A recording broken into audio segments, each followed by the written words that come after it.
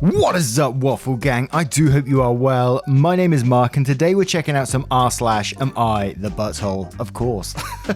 If you are new here, please consider hitting that like, that subscribe, and maybe that notification bell too, as it massively helps out our channel. And if you'd like to support the channel further, you can, and absolutely no pressure to do so, by clicking that join button down below for YouTube, or clicking the link in the description for Patreon and joining up there. It is hugely helpful, but as I said, never any pressure to do so. And with that being said, we're going to jump straight in to today's stories. Much love, guys. Now, our first story comes from United Anti-Vax. Am I the arsehole for getting my neighbour's car towed? I recently bought a house and moved in. The previous owner rented the house out to the students and transformed a big part of the front yard into a parking place. My front yard is basically just 4 parking spaces. But while the painters, handymen and gardeners for the backyard, where they use the other parking spaces during the day, because the nearest community parking spaces are half a kilometer from my house, so a 5-minute walk. When they were done and I moved in, my elderly neighbour, who cannot walk without a cane, asked if she could continue the deal she made with the previous owner. She showed me the contract she made with the previous owner that states she can use it in exchange for a home-cooked meal once a month. I told her she didn't have to give me anything, as I understood her situation, but she insisted, so I signed the contract to let her use the space closest to her house. This went well for a couple of months before another house in the street was sold, and the new neighbours asked if their handymen and painters could use the parking spaces until they were done, as it was not handy to make them walk all the way to and from their truck. It is not allowed to park on the street in my street. I told them it was fine, but only the handymen and painters can use the spaces. When they are done, I don't want others, and I did not make a deal with using my parking spaces, as I like to keep spaces clear for my girlfriend, friends and family when they're allowed to visit again. Fast forward a month and the handymen and painters are finished with the house, and the new neighbours started using the spaces.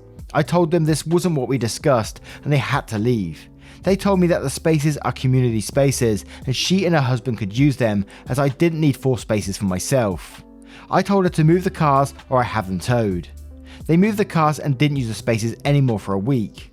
As soon as she parked her car there again, I immediately called a tow company, and half an hour later, her car got towed. The next day, she came up to me asking me where her car went. I told her I had it towed because she parked in my front yard. My friends tell me I am being a petty arsehole for having a car towed and should apologise. My girlfriend tells me I did the right thing, as they probably would have claimed my entire front yard as their personal parking places if I didn't make a point out of it. So am I the arsehole here? And this is a very simple one to me. That's your property. You warned them. You even let them use it for their painters and decorators while the new house was being done. So you was more than nice to them, and they took advantage of your kindness and took the piss, basically. So absolutely not the arsehole to me. And there is an update in the comments as well. So we'll cover a couple of comments and then go to the update. And Quixotic Logophile says, not the arsehole, it's absurd of her to claim that your private property is community space. She's acting very entitled, and you did the right thing by having her towed. Hell, if anything happened to her car and it got scratched, she could sue you. You should probably put up a sign though, parking only with explicit permission from the owner. All others will be towed. Maybe a camera too, just to make sure they don't try anything. And Jam and Ham says, not the arsehole, you warned them what would happen and they did it anyway. I don't understand why they would need to park there, and I don't think you have any moral obligation to let them slide. Plus, them trying to claim this community parking despite said parking being in your yard is just ridiculous. And JP Cat says, and quotes, my friends tell me I am being a petty arsehole for having her car towed and should apologise. Easy, tell your opinionated friends that they should let their neighbours park on their front lawn or driveway. Then and only then would the advice they offer and the reprimands they give you have an ounce of worth.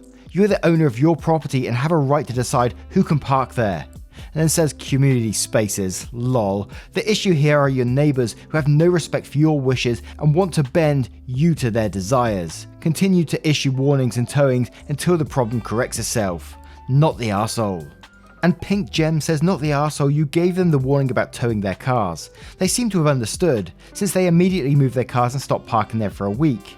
Then apparently they forgot. That's on them. They were warned. And then OP made a comment with their update, which says, update, I've received a letter about taking me to small claims court. I think it is called I'm Not English. It's a court for small private matters. It wasn't made clear the towing happened about a week ago.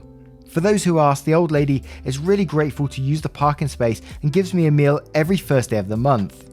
I am not American or English, so I'm not sure what easement is, but I am 110% sure the old lady isn't trying to steal my property.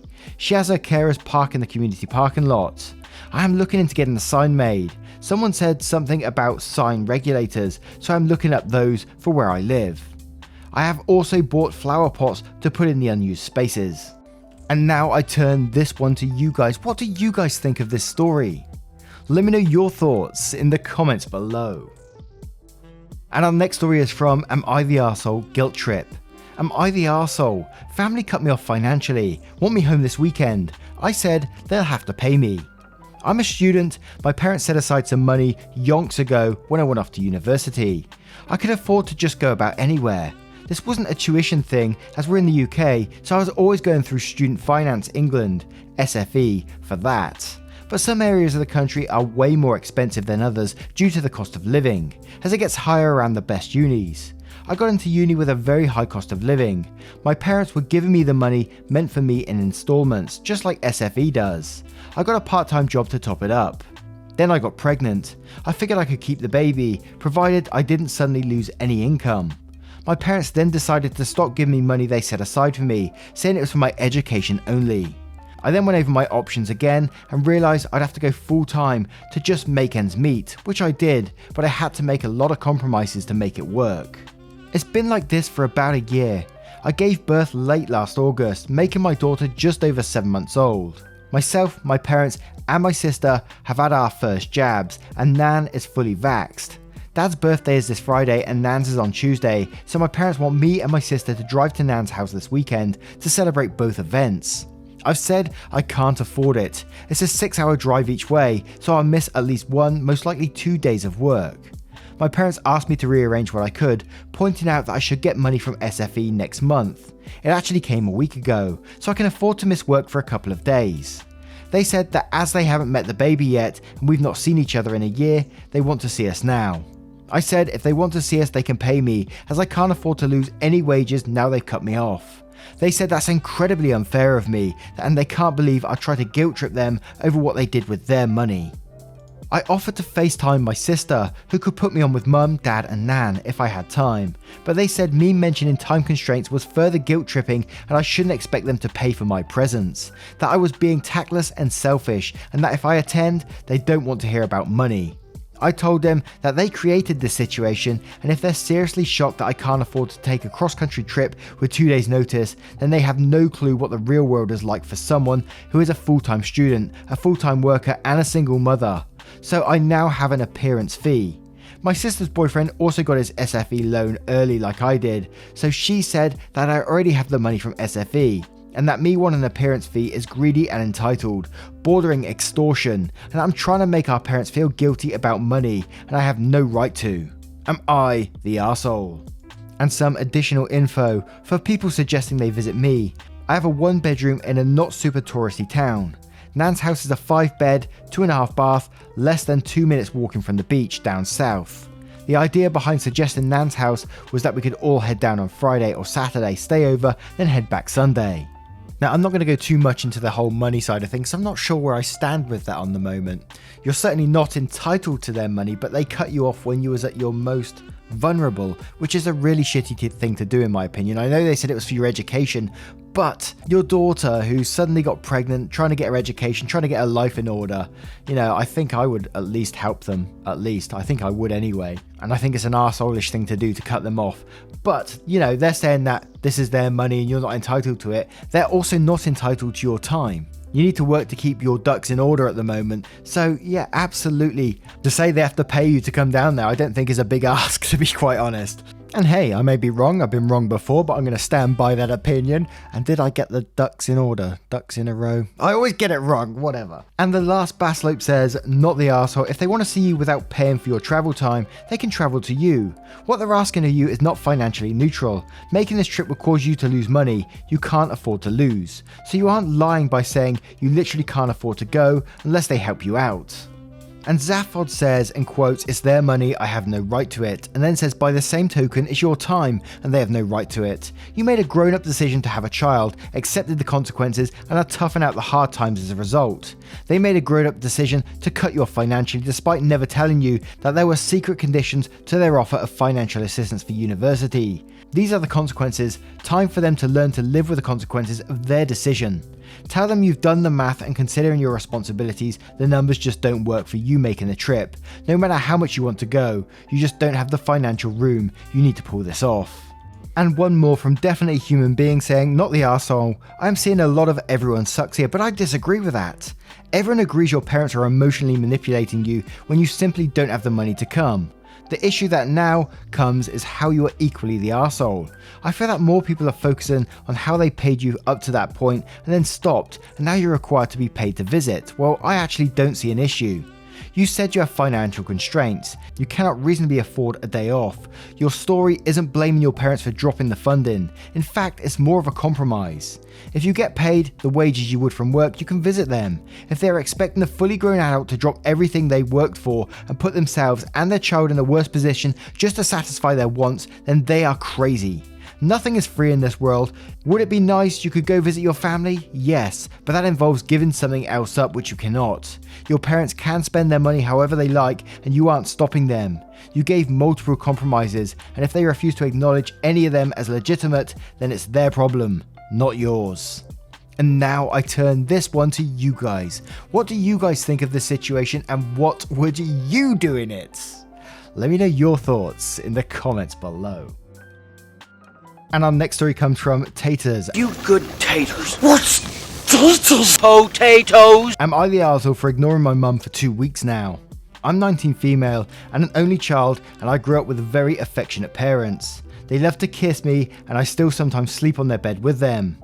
Overall, you could say my relationship with my parents is relatively good. We live in an apartment with 2 rooms, one for me and one for them, a living room, a kitchen dining area, 1 toilet and 1 toilet and bath. My story starts about 2 weeks ago. It was just me and my mum inside our home since my dad had to go to work. I was showering at around 6 after I worked out, and while I usually lock the door whenever I'm inside, I didn't at the time since I was comfortable around my mum and we were both girls anyway. Suddenly the bathroom door opened. I thought it was my mum, but I found it strange that the door closed immediately it was opened. I had just applied facial wash when it happened, so I couldn't really see what was going on. When I finished my bath, my mum suddenly started screaming at me and calling me names. I didn't understand her sudden outburst until I saw my dad walking out of their room, and it was then I realised it must have been my dad who opened the door while I was showering.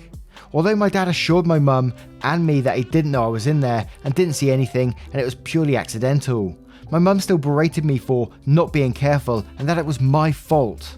Her words really hurt me, which resulted to me ignoring her for more than 2 weeks now. She would try to get my attention and start to touch and hug me again, but I ignore all of them. Am I the arsehole for doing such a thing? And we're going to head straight to the comments with this one, with Chill Stoner saying, "Not the arsehole, and frankly your mum might have insecurity issues if she's worried about your dad doing anything to you with no prior issues happening. All you did was not lock the door, and all he did was walk in and out from what I'm reading." And Jam and Ham says, "Not the arsehole. Sorry your mum is fucked. She's literally sexualizing the fact that your dad maybe saw a glimpse of you naked. Even if he had seen you fully naked, calling you a slut is so fucking wrong. That implies that you're trying to seduce your dad. So for her to be upset about this, she would have to believe that you get some kind of gratification from your dad seeing you naked, and possibly that your dad would get something out of it too." And Jay Sorrow says, "Not the arsehole. Also feel free to set boundaries on her touching you if you wish. That behaviour is unwarranted and uncouth."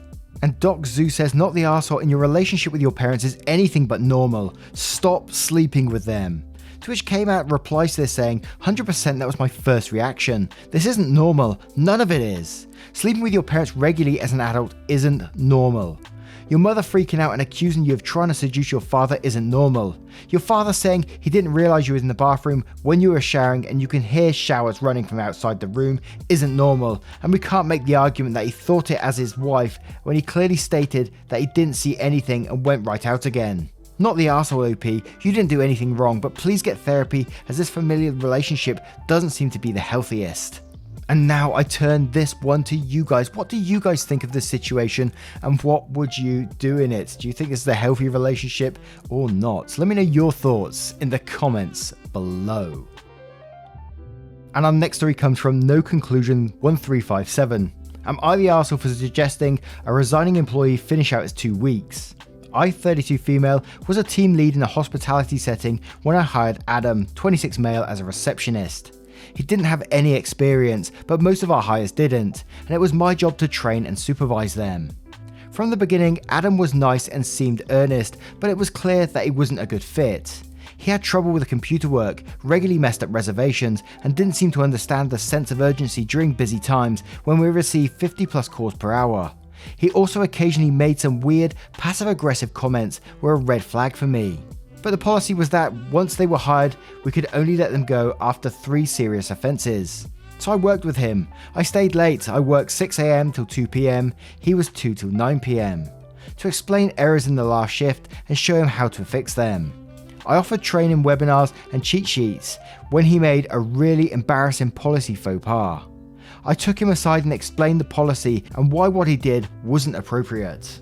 I'll admit I don't know if I was a good manager, but I never yelled or threw him under the bus, and I tried always to be compassionate as I explained things, even for the 5th and 6th time. He always seemed polite and receptive to criticism. About 6 months in, our best receptionist left, and she cited Adam as one of the reasons she was leaving. She felt she was having to pick up too much of his slack, and he also made her a bit uncomfortable. My supervisor said I could put him on a 30-day improvement plan and let him go if things didn't work out. It was clear it wasn't going to work out. After 2 weeks, he told me at the beginning of this shift that he decided the job wasn't good for him and he was quitting, effective the end of this shift. Since he was on schedule for 2 weeks yet, I basically begged him to finish that out so we could find his replacement. He agreed to stay the rest of the week. I thanked him, posted a job and started setting up interviews. During Adam's next shift, I told him I'd need a letter of resignation with an official end date and said that as much as I appreciated him giving us that week, I highly recommended finish out the 2 weeks so we could put in his records that he gave us full notice in case any future employers asked. I knew it was something we documented, having done reference checks myself. I knew employers asked about it. He said he'd consider it, and I left for the day without really worrying about it. The next morning I came in to find his 2-page manifesto saying that I'd verbally and emotionally abused him for the past 7 months, and after he'd gone above and beyond for me and the company. I was now trying to blackmail him into staying by threatening to give him a bad reference, that I'd spent hours berating him about his work. He ended it all by saying that he wouldn't be saying. Am I the arsehole for recommending he finish out his last 2 weeks? I thought it was reasonable, but some of my co-workers said they saw his point.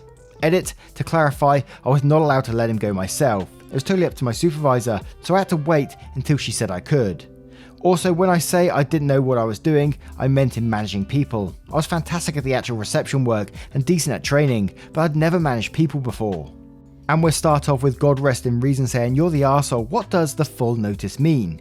2 weeks may be common, but there's no industry standard, especially in low-wage hospitality customer service jobs, that employees are required to provide this kind of notice. It's a favour and a courtesy to employers. In some Stockholm Syndrome environment where employers are perfectly entitled to fire employees on the spot, whether it's for the cause or it's for layoff, but employees must give your definition of full notice when there shouldn't be an obligation in the first place, as long as you don't actually think employees deserve unrequited respect. He felt you were verbally abusing him, and judging by the fact that you called his letter that he seemed to be writing out of desperation his emotional manifesto, I don't believe for a second that this isn't a part of a pattern of you talking down to the guy. It seems consistent with what you've written here. And Routine Mechanic says, I'm in the USA. Literally all I can say when called for a reference is confirm the dates someone worked for me and if they're eligible for rehire. If the answer is no, I cannot legally expand on why. You seem to have good intentions, but you're the arsehole and your employers are the arsehole for having someone who self-proclaims they don't know how to train someone. The saying goes, the road to hell is paved with good intentions. An Elegant Ant says, he was on a 30-day improvement plan when he quit, so effectively, he had been told he was being let go. Seems reasonable that he would consider himself as good as fired. In that circumstance, his leaving on short notice seems reasonable. It doesn't seem like you had any bad intentions, but you do seem a bit blind to the effect that putting someone on 30 days notice would have. No one's an arsehole here. And one more from Coach Acceptable saying, "You're the arsehole. While I firmly believe that everyone should give their employer a 2-week courtesy stay, unless there are valid reasons for being unable to stay. However, there was a time where I put in my 2 weeks notice at my previous job and attempted to do a no-show. I felt incredibly guilty, but could not bear the thought of returning to the office as my boss was verbally abusive and aggressive. Constant cursing, demeaning comments, glares, yelling. I decided that once I put in my resignation, I was not going to show up to the office for the last few days. Unfortunately, HR contacted me and asked me to finish out my 2 weeks. I was already riddled with guilt, so I ended up coming back after being a no-show. If this employee felt so strongly as to write a letter about you, there's probably some serious lack of self-awareness on your part. My previous boss also told me about how he doesn't understand why his employees quit because he's great to be around." Now, what do you guys think of this one? Do you think OP isn't telling the full story here or not? Do you think they are telling the full story? Let me know your thoughts in the comments below. Once again, guys, this is the end of the stories, and a huge thank you for taking the time out of your day to be here. It really, really does mean the world to me, and I just want you to know that. I know I say it every day, but I can never get over how much you guys actually do for me, and I'm just so thankful for it. So thank you so much, and I will see you in the next one. Take care, guys. Much love.